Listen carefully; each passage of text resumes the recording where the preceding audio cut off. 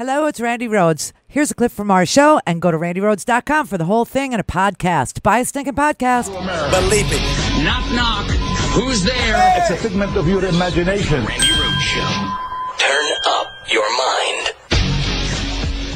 A very successful meeting last night, and I think it's clear that the House, the Senate, the administration are all on the same page, that tax reform is a major priority to boost the economy, that the fundamental principles of making business tax competitive, we have a very uncompetitive system that's hindering the economy and jobs. We want to make business competitive, and we want to simplify the personal tax system, lower taxes, and create economic growth. So this is going to be the biggest tax cut and the largest tax reform in the history of our country, and we are committed to seeing this through. I will confirm that the business tax is going to be 15%. That is what the president said in the campaign. He thinks that's absolutely critical to drive growth. And what I'd say is people talk about pass-throughs. What we think is important is small business. Mm-hmm. And we are committed that small business owner-operators will have the benefit of the business rate.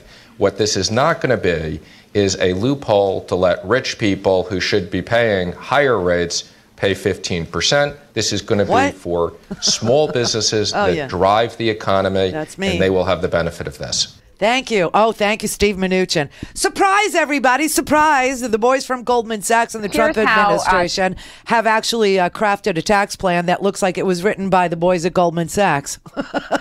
I don't even think it was on White House stationery. Do you? No, I think it was on Goldman Sachs stationery. So, listen, on the revenue side, they're going to pay for all these trillions, 6.2 trillions of them. They're going to be paid for with growth and sunny optimism and well wishes and fantasy thoughts and pink ponies. Wow. I just, it's unbelievable to me. Steve Mnuchin says the tax plan will pay for itself. Translation, everybody, you pay for it. All right. Please mark me down. Small business owner that wants to pay for very rich people to have a 15% tax rate. It's the big problem for Donald is his corporate tax cut cannot be passed through reconciliation. Why? Well, if you don't know what reconciliation is, don't worry. Neither does Donald Trump. But if you listen for the next 30 seconds, you will be 30% smarter than Donald Trump. Reconciliation simply means that it cannot have a negative effect on the budget over a period of 10 years. So that the first 10 years, sure, you can add to the deficit. Sure, yeah, go ahead. Which is why the Bush tax cuts sunsetted after 9 years and 11 months. You see how they do that? They make them temporary. But under reconciliation, you can't have the deficit being affected in the next decade, right? You could do the first decade, sure. But then the next decade after the 10 years, can't do it, Sally, can't have it. I can't do it. Then if it's through reconciliation, that's called the Byrd Rule, by the way. And for those of you who are dialing the phone right now and saying, but Randi, they'll just change the rules of the Senate. The Byrd Rule is actually in legislation. The Byrd Rule is actually law. It's not a rule, it's a law. And so they'd have to change the law in order to get around the Byrd Rule, which means that, then they could use reconciliation to pass any damn thing that they want to damage the deficit with for more than 10 years. So there you have it. You're smarter than Trump. He obviously doesn't realize this unless his plan is to make these tax cuts for corporations temporary. And then you have to do the math. Taking the tax rate from 35%, which nobody pays. You understand that? No corporations pay 35%. You have to look at the effective tax rate, meaning after their loopholes and deductions and their buybacks and their stock options and how they pay themselves and blah, blah, blah. They usually pay around 12%. We know some companies pay nothing. We know some extremely profitable companies end up with a negative tax rate, meaning we pay them. That's the effective tax rate. Okay, so this whole thing that we're so non-competitive, it's a lie. It's an actual lie. And we'll look at the Bush tax cut and see what it did to our economy. Hint, he left office with, more than 10% unemployment. Just saying. And he did a whole bunch of tax cuts because he kept doing it through reconciliation. So everything would sunset, and then we'd have to renew. And then it would sunset, and then he'd have to renew. But that said, this tax plan is a non-starter. It cannot get through the Senate, and that's the sad truth, unless they make it temporary. And if they made it temporary, to do the math, you have to, sit there with a back of the envelope, okay, or do what Arthur Laffer did when he developed his Laffer curve, which is voodoo economics, which is Reagan economics, which is supply side economics, which doesn't freaking work. Never has, never will. Okay. But if you do that, he did it on a cloth napkin at a fancy restaurant, the Laffer curve. He actually drew it on a cloth napkin and said, here's your tax plan. If you lower the corporate tax rate, why? People will invest in their own companies and they will create jobs. And it never worked, never happened. In fact, when Bill Clinton raised taxes, that's when we got the big boom, see?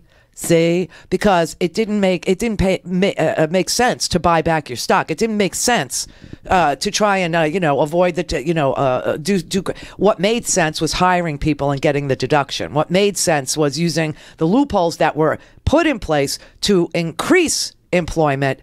Would be beneficial to the worker and the corporation, and it worked out just great. We had a surplus, remember that? Had a surplus, and 23 million new jobs were created. You can contrast that with the Bush economic era. 10% unemployment. Remember that? Economy crashed. Remember that? And income inequality went, off the hook. So anyway, and by the way, Ronald Reagan raised taxes. Just saying, raised taxes in 1982. Just saying.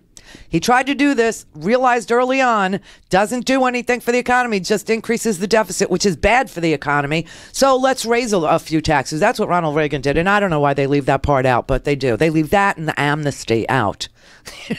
But anyway, so the Trump tax plan is a non-starter unless they make it temporary. And if they make it temporary, meaning, let's say they said, okay, this will sunset in 10 years. Well, it wouldn't pass the laugh test because the deficit would be dramatically increased after only 2. So they would have to make this temporary for only 2 years. And, you got your big companies over here. Nobody's building a factory based on a lower tax rate guaranteed to them for 2 lousy years. No one's doing it. No one's building a factory.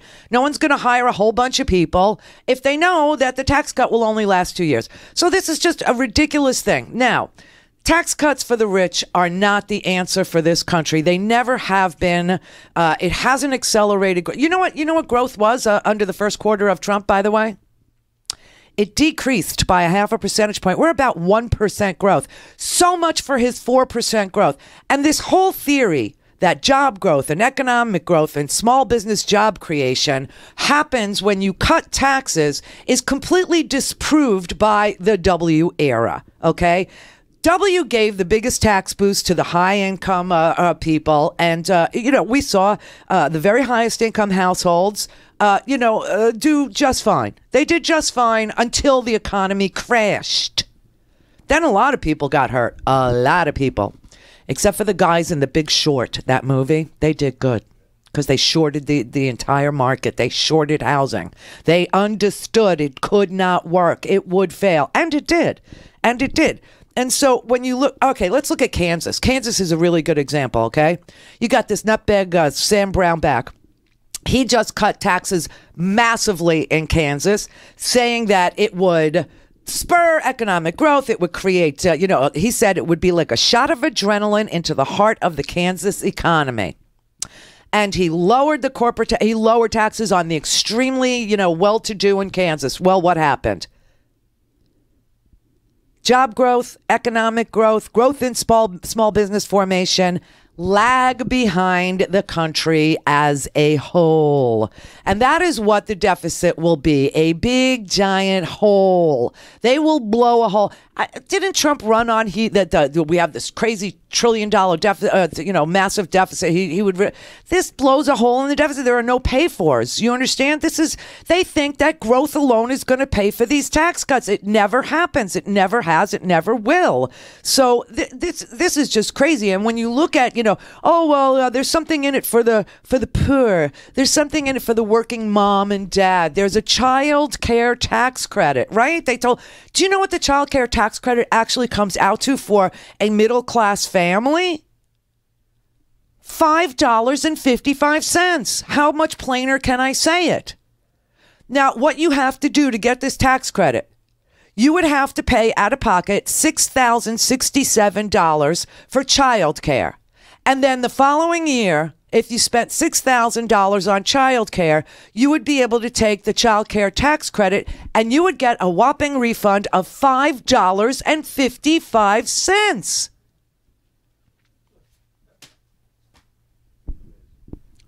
For a typical family of four, by the way. You have to be a family of four, not a single mom. You have to be a family of four. And this we looked at in the areas that swung the election for him, We looked at the Plains states. We looked at the Appalachia. We looked at people who are working poor. And you'd have to spend $6,037 on childcare, and then you'd get back the next year $5.55. But a family with two young children on the Upper East Side of New York making $295,000, they would get $7,329 out of the Trump child care tax plan. And that's enough to buy little Ethan some Gucci diapers. But it ain't enough for you to put your kid in a daycare. And the child care tax credit is available to families making up to $500,000. Now, those people don't have children. They have heirs, which brings us to the repeal of the estate tax, which is also part of this.